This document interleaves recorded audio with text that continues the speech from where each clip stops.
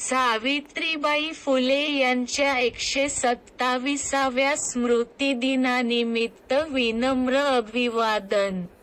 सत्यशोधक शंकरराव लिंगे. सावित्रीबाई फुले यांचा जन्म 3 जानेवारी 1831 ला नायगाव तालुका खंडाळा जिल्हा सातारा येथील खंडोजी नेवसे पाटील यांच्या घरी झाला. ते नायगावचे सरप होते. त्यांचा विवाह 9व्या वर्षी पुण्यातील ज्योतिराव फुले यांच्याशी झाला. लग्नानंतर त्यांनी महात्मा फुले यांच्या इच्छेनुसार सगुणाबाई क्षीरसागर यांच्या नेतृत्वात शिक्षण घेण्यास सुरुवात केली. अहमदनगर येथील मशिनरी स्कूलमध्ये त्यांनी प्रशिक्षित शिक्षिकेचे ट्रेनिंग घेतले आणि त्या भारतातील पहिल्या प्रशिक्षित शिक्षिका झाल्या. 1 जानेवारी 1848 महात्मा ज्योतिराव फुले यांनी भारतातील पहिली मुलींची शाळा काढली. विडेवाडीतील या शाळेमध्ये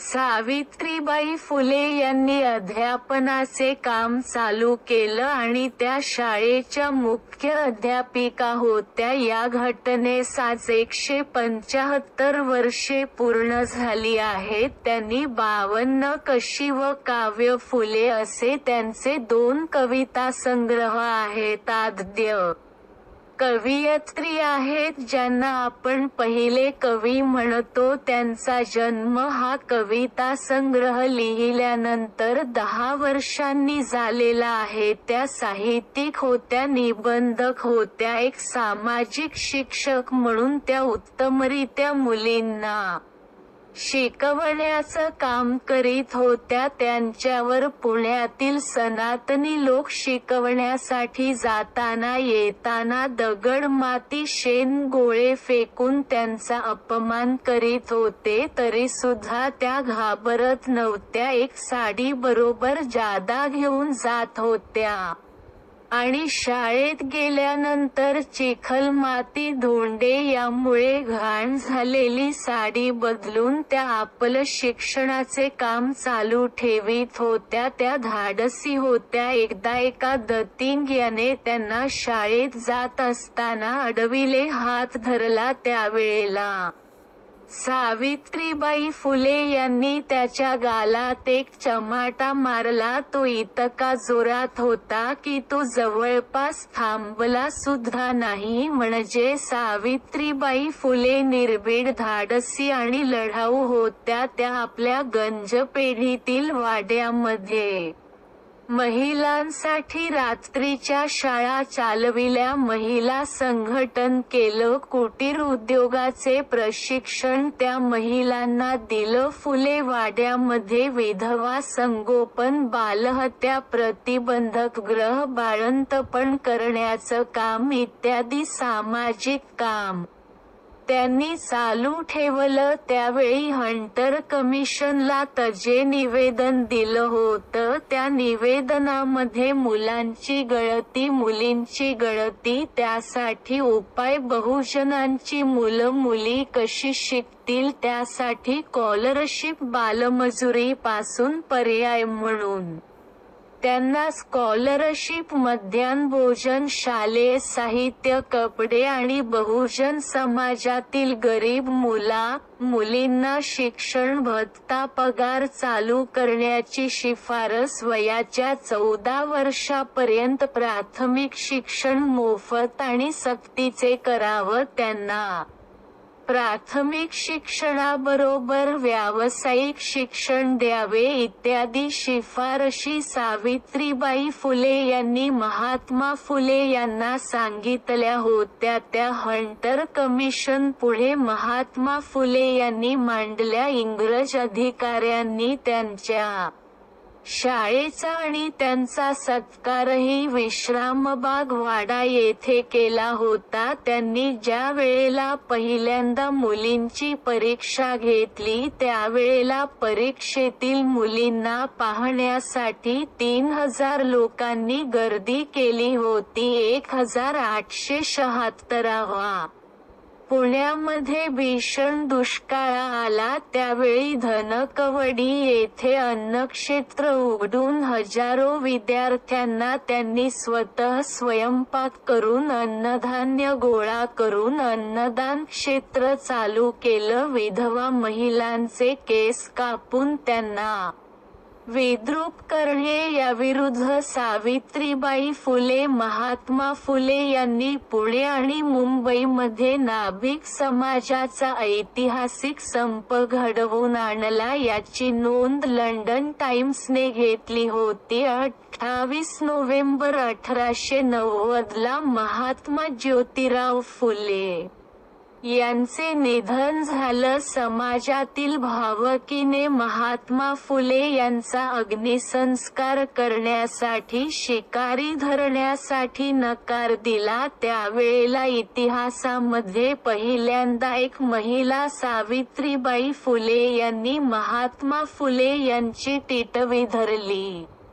महात्मा फुले यांना वैकुंठ स्मशानभूमीमध्ये अग्नी दिला. महात्मा फुले यांच्या निधनानंतर महात्मा फुले यांनी पॅरालिस झाल्यानंतर डाव्या हाताने लिहिलेला सार्वजनिक सत्यधर्म हा ग्रंथ छापून 1891 जुन्नर येथे प्रकाशित केला. सावित्रीबाई फुले या सत्यशोधक समाजाच्या अध्यक्षा झाल्या. महात्मा फुले यांच्यानंतर त्यांनी 7 वर्ष अध्यक्षपद भूषवलं. अनेक सभा मेळावे घेतले. अध्यक्षस्थानावरून भाषण केले. 1892 मुंबईमध्ये मोठी हिंदू-मुस्लिम जातीय दंगल उसळली होती. त्या दंगलीमध्ये बहुजनांचं अतोनात नुकसान होत होतं. त्यासाठी सत्यशोधक नारायण मेघाजी लोखंडे आणि त्यांच्या कामगार संघटनेच्या मार्फत मुंबईतील कामगार वस्तीमध्ये जाऊन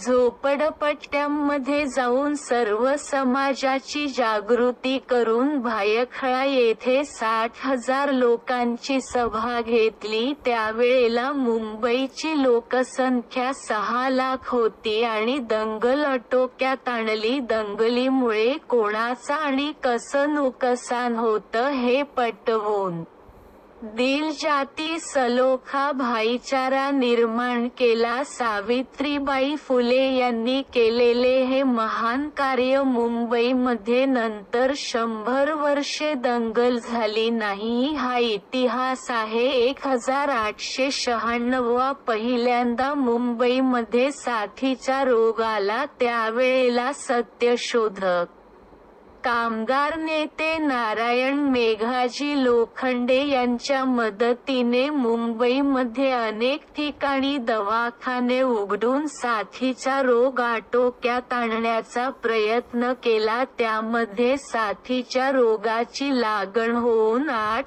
फेब्रुवारी 1897 नारायण मेघाजी लोखंडे यांचे निधन झालं. त्यानंतर पुण्यामध्ये अशी साथ परत 1897 आली. पुण्यातील सर्व मोठी नेते मंडळी गाव सोडून गेले होती. कोणी कोणाला छातीमध्ये कसलीही मदत करत नव्हते. रोग आटोक्यात आणण्यासाठी आपला दत्तक पुत्र यशवंत जो मिलिटरीमध्ये डॉक्टर होता त्याला बोलवून घेतलं आणि हडपसर येथील ससाने नगरमध्ये आरोग्य कॅम्प उघडला आणि त्या कॅम्पमध्ये सावित्रीबाई फुले यांनी हडपसर आणि आसपासच्या भागातील साथीच्या रोगापासून बचाव करण्यासाठी त्यांची तपासणी औषध उपचार करून रोगमुक्त करण्याचा प्रयत्न केला. त्यामध्ये एक दलिताचा मुलगा पांडुरंग गायकवाड याला त्यांनी आपल्याजवळ असलेल्या चादरीमध्ये गुंडाळून पाठीवर घेऊन ससाणे नगर येथील वैद्यकीय कॅम्पमध्ये आणले आणि त्याचीच या साथीच्या रोगाची लागण सावित्रीबाई फुले यांना झाली आणि दलितांची सेवा करत करत सावित्रीबाई फुले यांचा 10 मार्च 1897 प्लेगच्या साथीमुळे लेगाची लागण झाल्यामुळे त्यांचा देहांत झाला. अशा या महान सामाजिक क्रांतिकारक क्रांतिज्योती सावित्रीबाई फुले यांना विनम्र अभिवादन. सावित्रीबाई फुले यांनी चालवलेली पहिली शाळा तो भिडेवाडा आज अत्यंत जीर्ण अवस्थेत आहे. तो आता शासनाने ताब्यात घेतलेला आहे. त्यावर अखिल भारतीय माळी महासंघ, राष्ट्रीय सत्यशोधक ओबीसी फेडरेशन अनेक संघटनेच्या अनेक वर्षाच्या मागणीनंतर सावित्रीबाई फुले यांचे आंतरराष्ट्रीय स्मारक उभारण्याचा प्रयत्न सरकार करीत आहे. त्यासाठी महाराष्ट्र सरकारने छगनरावजी भुजबळ साहेब यांच्या प्रयत्नाने 100 कोटीचा निधी राखून ठेवला आहे. प्रत्यक्ष मध्ये सावित्रीबाई फुले यांचे स्मारक अजून व्हायचे आहे ते व्हावे ही शासनास नम्र विनंती. सावित्रीबाई फुले यांच्या नावाने पुणे विद्यापीठाचा नामविस्तार करीत असता सावित्रीबाई फुले पुणे विद्यापीठ असा नामविस्तार करण्यात आला. परंतु या विद्यापीठाचा लोगो हा विषमतेचे प्रतीक शनिवारवाडा आहे तो त्वरित हटवून त्या ठिकाणी फुलेवाडा हा लोगो बोधचिन्ह म्हणून वापरावा. सावित्रीबाई फुले यांचे जन्मगाव नायगाव या ठिकाणी त्यांचे स्मारक आहे. जन्मगाव जन्मस्थळ स्मारक म्हणून शासनाने अधिकृत करून सुशोभित केले आहे. याच नायगाव मध्ये सावित्रीबाई फुले सृष्टी जागतिक पातळीवरची करावी. सावित्रीबाई फुले महात्मा फुले यांना मरणोत्तर जागतिक दर्जाचा पुरस्कार द्यावा. महात्मा फुले सावित्रीबाई फुले यांचे मुंबईत फार मोठे काम आहे. त्यामुळे सावित्रीबाई फुले महात्मा फुले यांचे आंतरराष्ट्रीय स्मारक मुंबईत व्हावे. प्रत्येक गावामध्ये सावित्रीबाई फुले यांचा पूर्ण आकृती पुतळा शासनाने बसवावा. सावित्रीबाई फुले यांनी हंटर कमिशनला सुचविलेल्या सूचनाचा फिलॉसॉफीचा वापर करून महाराष्ट्र शासनाने शालेय अभ्यासक्रम बनवावा इत्यादी मागण्या मान्य कराव्यात आणि प्रत्यक्षात कृती करावी. बहुजनांचे कुलदैवत म्हणून सावित्रीबाई फुले यांच्या जन्मगावी नायगाव येथे लग्न झालेल्या जोडप्याने जाऊन दर्शन घेऊन त्यांचे कार्य अंगीकृत करावे. सर्व बहुजन समाजातील नागरिकांनी सावित्रीबाई फुले यांच्या जन्मगावी 3 जानेवारी जन्मदिनी व 10 मार्च रोजी स्मृती दिनानिमित्त नायगावला भेट देऊन अभिवादन करावे अशी मागणी राष्ट्रीय सत्यशोधक ओबीसी फेडरेशनचे राष्ट्रीय अध्यक्ष सत्यशोधक शंकरराव लिंगे यांनी केली आहे. पुन्हा एकदा सावित्रीबाई फुले यांच्या स्मृतीस विनम्र अभिवादन. दीनबंधू न्यूज शिवक्रांती टीव्ही संपादक सत्यशोधक शंकरराव लिंगे 7387377801 हा नंबर आपल्या व्हॉट्सअप ग्रुपमध्ये ऍड करा. व्हिडिओ बातमी लाईक करा, शेअर करा, सबस्क्राईब करा, फॉरवर्ड करा, कमेंट करा, आयकॉन बेल दाब.